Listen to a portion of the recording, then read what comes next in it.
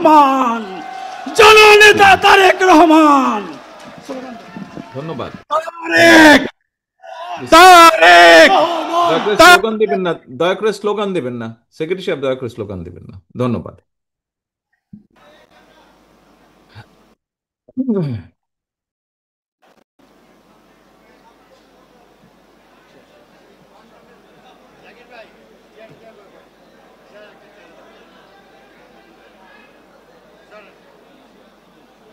বিসমিল্লাহির রহমানির রহিম। বিশ্ব শিক্ষক দিবস উপলক্ষে শিক্ষক কর্মচারী ঐক্যজোট আয়োজিত আজকের এই শিক্ষক সমাবেশের সম্মানিত সভাপতি অধ্যক্ষ সেলিম ভূঁইয়া, উপস্থিত মঞ্চে উপস্থিত বাংলাদেশ জাতীয়তাবাদী দল বিএনপির সম্মানিত মহাসচিব জনাব মির্জা ফখরুল ইসলাম আলমগীর, উপস্থিত স্থায়ী কমিটির সদস্য সহ সম্মানিত স্থায়ী কমিটির সদস্য সহ সম্মানিত নেতৃবৃন্দ, আমার সামনে উপস্থিত রাজপথের সহকর্মী সহ মঞ্চে এবং সামনে উপস্থিত সম্মানিত শিক্ষক বৃন্দ, বিশিষ্ট অতিথিবৃন্দ, আসসালামু আলাইকুম। শিক্ষকদের আর্থসামাজিক নিরাপত্তা, শিক্ষক শিক্ষার্থী শিক্ষা ব্যবস্থাপনা, নানা বিষয়ে এতক্ষণ বিভিন্ন বক্তা বিভিন্ন বক্তব্য উপস্থাপন করেছেন। বিশেষ করে দেশে শিক্ষা ব্যবস্থার প্রসারে শহীদ রাষ্ট্রপতি জিয়াউর রহমানের বিভিন্ন গৃহীত ব্যবস্থা, শিক্ষা প্রতিষ্ঠানে এমপিওভুক্তকরণ সহ দেশনেত্রী খালেদা জিয়ার সময় বিভিন্ন ব্যবস্থা যেগুলো গ্রহণ করা হয়েছিল, এই সবগুলো বিষয়ে আপনাদের বিভিন্ন বক্তার বক্তব্যে ফুটে উঠেছে। সেজন্য এই বিষয়গুলোতে আমি নতুন করে অন্য কিছু বলতে চাই না। তবে আজকে এমন একটি সুন্দর পরিবেশে কথা বলার সুযোগ পেয়ে আমি নিজেকে ভাগ্যবান মনে করছি এবং একই সাথে আমি আমার কতগুলো চিন্তা ভাবনা এই মানুষ গড়ার কারিগরদের সামনে তুলে ধরতে চাই। সম্মানিত শিক্ষকবৃন্দ, অতীতের ভালো দৃষ্টান্তগুলো থেকে অভিজ্ঞতা অর্জন এবং খারাপ দৃষ্টান্তগুলো বর্জনের মধ্যে দিয়ে একটি সুন্দর, সমৃদ্ধ, একটি প্রত্যাশিত বাংলাদেশ গড়ার পরিকল্পনা বাস্তবায়নই হোক আমাদের আজকের এবং আগামী দিনগুলোর অঙ্গীকার। প্রিয় সম্মানিত উপস্থিতিবৃন্দ, বিশ্ব এখন আর্টিফিশিয়াল ইন্টেলিজেন্সের যুগে প্রবেশ করেছে। জ্ঞানে বিজ্ঞানে বিশ্বের বিভিন্ন দেশ এগিয়ে যাচ্ছে। অসম্ভব প্রতিযোগিতামূলক এই বিশ্বে সমান সম্মান এবং মর্যাদার সঙ্গে যদি আমরা একটি প্রভাবশালী রাষ্ট্র হিসাবে টিকে থাকতে চাই, তাহলে এই মুহূর্তে সবচেয়ে বড় চ্যালেঞ্জ আমাদেরকে মেধা মননে জ্ঞানে বিজ্ঞানে অবশ্যই সমৃদ্ধ হতে হবে। আমাদের যে রাষ্ট্র, সেই রাষ্ট্রকে প্রতিষ্ঠিত করতে হবে জ্ঞান ভিত্তিক সমাজের উপরে, এবং দেশের শিক্ষকগণই হচ্ছেন জ্ঞানভিত্তিক রাষ্ট্র সমাজ গড়ার অন্যতম প্রধান হাতিয়ার। সুতরাং এই হাতিয়ার যদি দুর্বল হয়, তাহলে অবশ্যই রাষ্ট্রকে শক্তিশালী ভিত্তির উপরে মনে হয় দাঁড় করানো সম্ভব নয়। শিক্ষক সম্পর্কে বিখ্যাত সায়েন্টিস্ট আলবার্ট আইনস্টাইন একটি কথা বলেছিলেন। কথাটি খুব সম্ভব এইরকম: সৃষ্টিশীল প্রকাশ এবং জ্ঞানের মাধ্যমে বা জ্ঞানের মধ্যে আনন্দ জাগ্রত করা হলো শিক্ষকদের সর্বপ্রধান শিল্প বা আর্ট। সম্মানিত শিক্ষকবৃন্দ, সম্মানিত অতিথিবৃন্দ, সুতরাং রাষ্ট্র, সরকার এবং প্রশাসন এবং সমাজের নানা বাস্তবতায় একজন শিক্ষক যদি নিজেই নিরানন্দ পরিস্থিতিতে থাকেন, তাহলে তার দ্বারা জ্ঞানের মধ্যে আনন্দ জাগ্রত করা মনে হয় সম্ভব নয়। এবং এ কারণেই রাষ্ট্র এবং রাষ্ট্র এবং সমাজে শিক্ষকদের আর্থিক নিরাপত্তা নিশ্চিতের পাশাপাশি অবশ্যই সামাজিক সম্মান নিশ্চিত করা একান্তই প্রয়োজন। সম্মানিত শিক্ষক, উপস্থিত প্রিয় ভাই ও বোনেরা, প্রাথমিক পর্যায় থেকে শুরু করে সর্বোচ্চ বিদ্যাপীঠ পর্যন্ত সরকারি বেসরকারি এমপিওভুক্ত কিংবা নন এমপিও সব মিলিয়ে খুব সম্ভবত সারা দেশে শিক্ষা প্রতিষ্ঠানের সংখ্যা মনে হয় প্রায় ৯৫,০০০, এবং খুব সম্ভবত এর ভেতরে সম্পূর্ণ এমপিওভুক্ত প্রতিষ্ঠানের সংখ্যা প্লাস মাইনাস অ্যাবাউট ২৬,০০০-এর মতন। আমরা যদি আমাদের দেশের জনসংখ্যার বিচার করি, জনসংখ্যার তুলনায় দেশের বর্তমানে শিক্ষা প্রতিষ্ঠানের এই সংখ্যাকে হয়তো বেশি বলা যাবে না। তবে আমরা সবাই মিলে যদি, শিক্ষক শিক্ষার্থী সবাই মিলে আমরা এই শিক্ষা প্রতিষ্ঠানগুলোর গুণগত মান নিশ্চিত করতে পারি এবং আমাদের শিক্ষার ভিত্তি, স্কুল কলেজ পর্যায়ে শিক্ষার ভিত্তি আন্তর্জাতিক মান সম্পন্ন করতে পারি, একই সাথে অপরদিকে বিশ্ববিদ্যালয়গুলোকে শিক্ষা এবং গবেষণার প্রাণকেন্দ্রে পরিণত করতে পারি, তাহলেই আমাদের লক্ষ্যে আমরা ধীরে ধীরে এগিয়ে যেতে পারব। দেশের শিক্ষা ব্যবস্থাকে পুঁথি নির্ভর না রেখে শিক্ষা কারিকুলামকে স্কুল পর্যায় থেকে ব্যবহারিক এবং কারিগরি নির্ভর শিক্ষা ব্যবস্থায় রূপান্তর করার বর্তমান যুগে বোধহয় আর কোনো বিকল্প নেই। এবং সেজন্যই দেশের একটি দায়িত্বশীল রাজনৈতিক দল হিসেবে বিএনপি ইতিমধ্যেই এই বিষয়ের বিশেষজ্ঞদেরকে নিয়ে প্রয়োজনীয় কর্ম পরিকল্পনা প্রণয়নের কাজ শুরু করেছে অনেক আগে থেকে। সম্মানিত উপস্থিতিবৃন্দ, সম্মানিত শিক্ষক ভাইরা, পারিবারিক পাঠশালার গণ্ডি পার হওয়ার পর প্রতিটি শিক্ষার্থীর সামনে শিক্ষক শিক্ষার্থীরাই টিচার্সরাই হচ্ছেন আদর্শ রোল মডেল। এ কারণেই প্রত্যেক শিক্ষককে শিক্ষার্থীদের প্রয়োজন এবং প্রিয়জন হয়ে ওঠা কিন্তু অত্যন্ত জরুরি।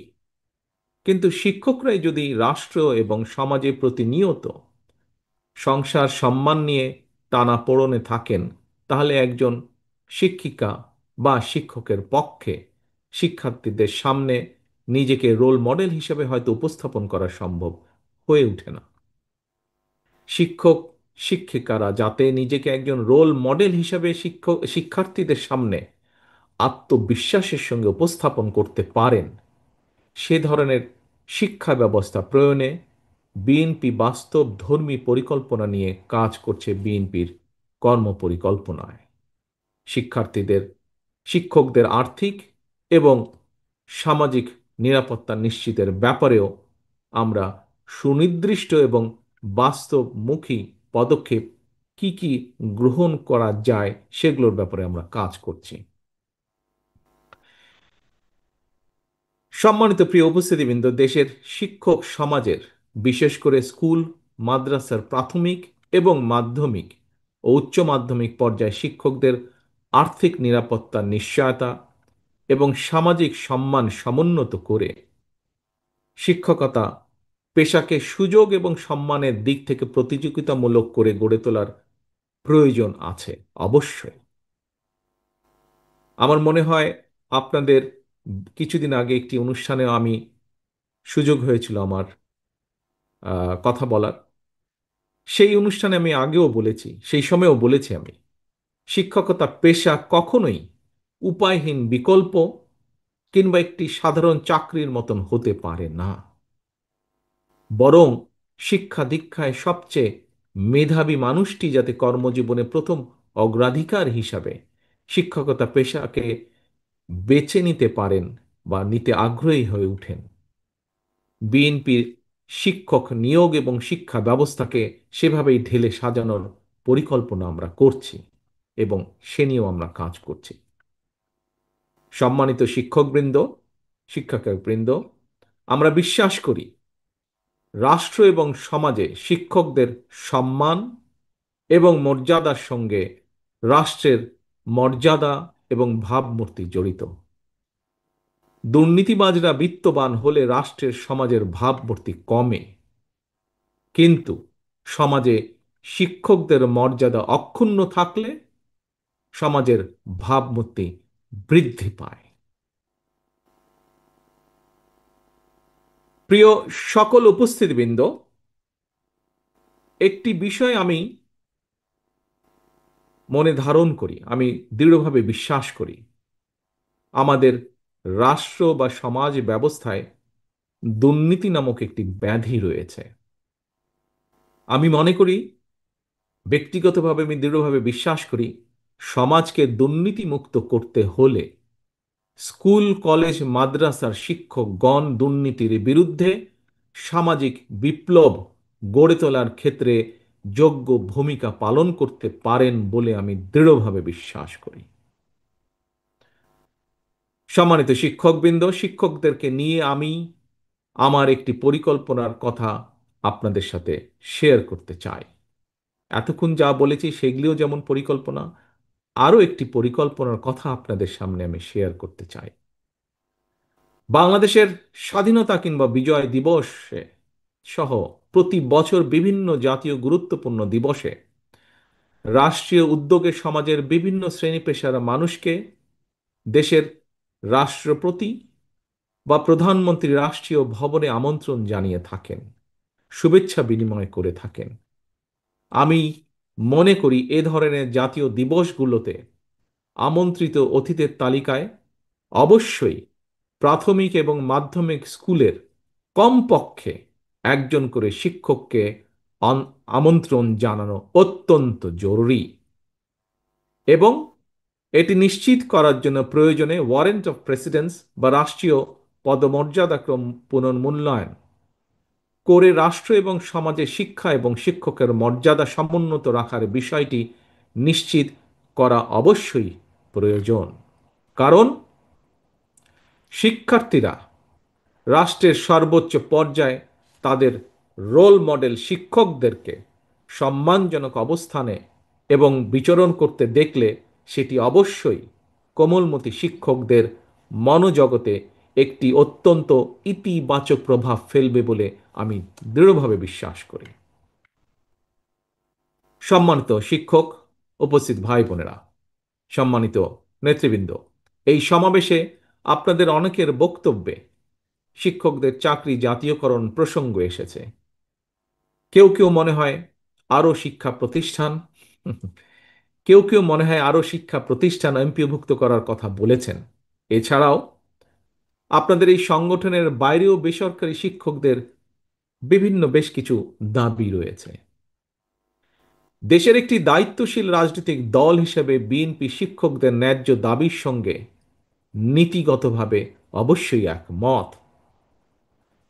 দলের আমাদের দলের মহাসচিব সহ স্থায়ী কমিটির সদস্য জনাব আমির খুসরো সাহেব এখানে উল্লেখ করেছেন, আপনাদের বক্তব্য থেকেই উঠে এসেছে এখন পর্যন্ত যতটুকু হয়েছে শিক্ষকদের জন্য বিভিন্ন পর্যায়ে বিএনপি যতবার রাষ্ট্র পরিচালনার দায়িত্বে ছিল অধিকাংশ সময় অধিকাংশ দাবিগুলো সে সময় পূরণ হয়েছে। কাজেই আপনাদের এগুলো সম্পর্কে আমরা ওয়াকিফাল। রাষ্ট্র এবং রাজনীতির সংস্কার কিংবা নাগরিক উন্নয়নে আমরা যত উদ্যোগ গ্রহণ করি না কেন, শিক্ষা ব্যবস্থাপনার আধুনিকায়ন এবং শিক্ষকদের আর্থ সামাজিক নিরাপত্তা সম্মান যদি আমরা নিশ্চিত করতে না পারি, তাহলে অবশ্যই আমরা যে লক্ষ্যকে সামনে রেখে এগিয়ে যাচ্ছি সেটিতে আমাদের কাঙ্ক্ষিত সুফল মিলবে না।